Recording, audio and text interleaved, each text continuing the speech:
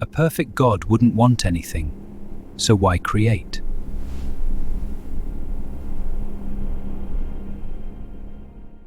Let's start here. Christians say God is perfect, not very good, not morally impressive, perfect. No lack, no growth, no unmet needs, no emotional gaps, no unfulfilled potential. A being that is and has always been in the maximum possible state of completeness. Cool. So explain this to me. Why would a being like that ever do anything? Because action, any action, requires a why. And a why is a reason. And a reason points to a difference between this and not this. You don't act unless there is some sense in which one state is preferred over another. That's not atheism. That's how verbs work. Hey, I'm a verb, and inside these sentences, I can run across the screen. I can jump really high, and I can eat a snack. Verbs are the action heroes of language. The hunger example. You eat because you're hungry. You text someone because you want connection. You build a house because you don't have a house. Every action in your entire life traces back to lack, raw desire, movement. So when someone says God created the universe, I ask the most basic question in human language, why? And the answer I get is to express his nature. Okay, expression is still a choice, and a choice means this rather than that. So why this rather than nothing? The perfection problem. If God is already perfect, then he doesn't gain anything from creating. He doesn't become happier. He doesn't become more fulfilled. He doesn't become less lonely. He doesn't become more glorified. Because if he did, he wasn't perfect before. So creation adds nothing. And if it adds nothing, the first escape attempt, it's not a desire, it's his will. This is where the vocabulary gymnastics begins. They say, God doesn't desire creation like humans do. He wills it. And I'm like, okay, show me a will that is not motivated, not a change, not a preference, not a movement from one state to another. Because every example of willing we know involves before the decision, after the decision. That's what willing is. Remove that and you don't have a deeper version of willing. You have a word with the engine taken out. You're revving a parked car. The timeless move, then comes the big one. God didn't decide in time. Creation is an eternal act. Theists say creation is an eternal act, a continuous unfolding without beginning or end. Observe the waves, the stars, the leaves, creation persists eternally. Translation, there was no moment where God chose. So now we have an action with no initiation, no sequence, no alternative possibility. At that point, I have to ask, in what sense is that an action at all? Because if nothing could have been otherwise, then God didn't choose to create. Creation just exists necessarily. And if creation is necessary, God is not free. You lose the whole he chose to create you out of love sermon. The trilemma. So now we have three options. Option 1, God created because he wanted to. Then he had desire. Then he lacked something.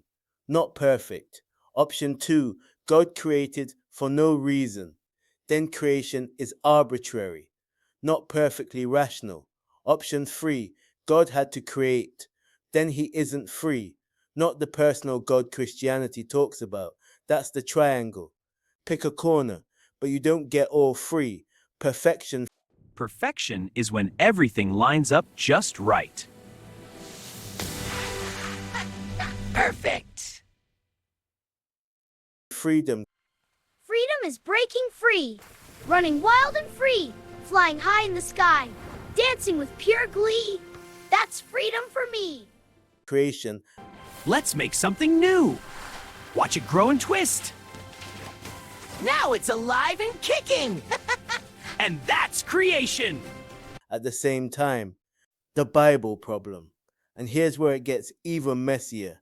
Because the Bible does not describe a frozen, emotionless, metaphysical absolute.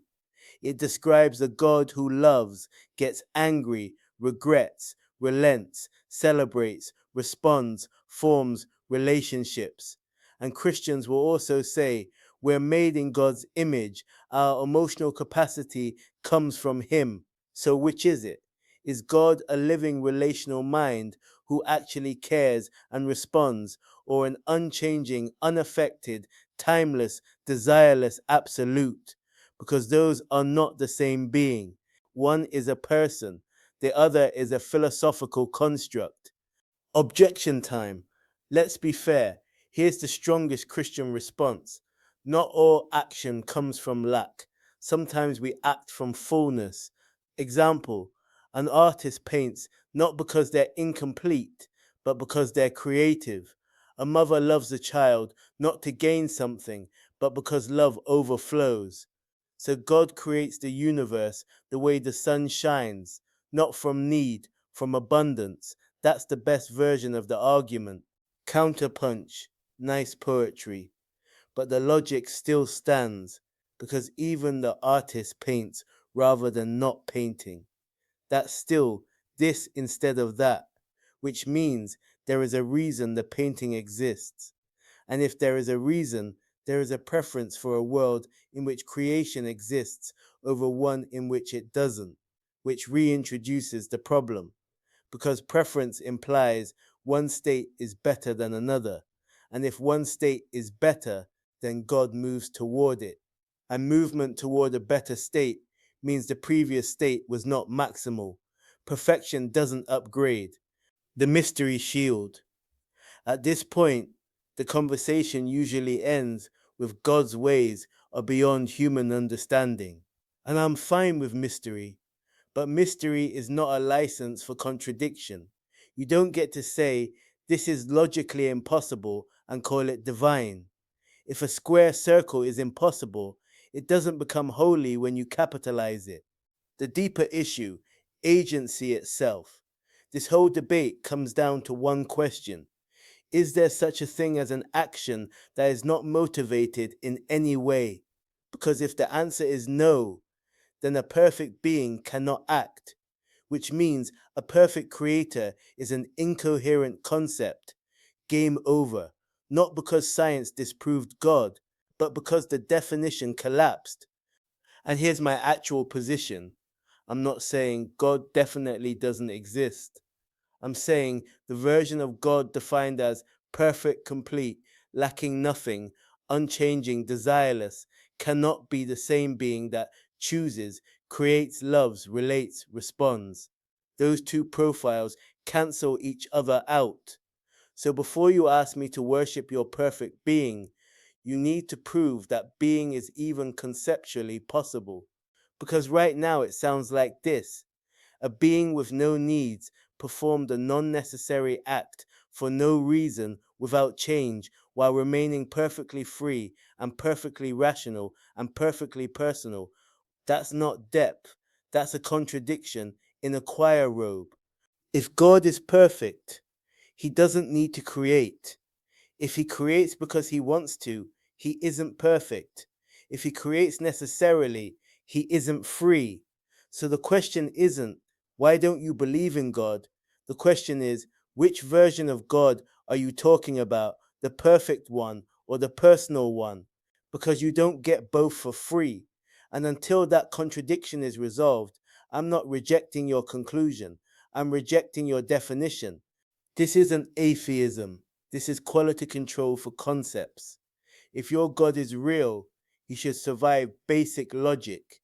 If He can't, that's not my disbelief. That's your definition self-destructing.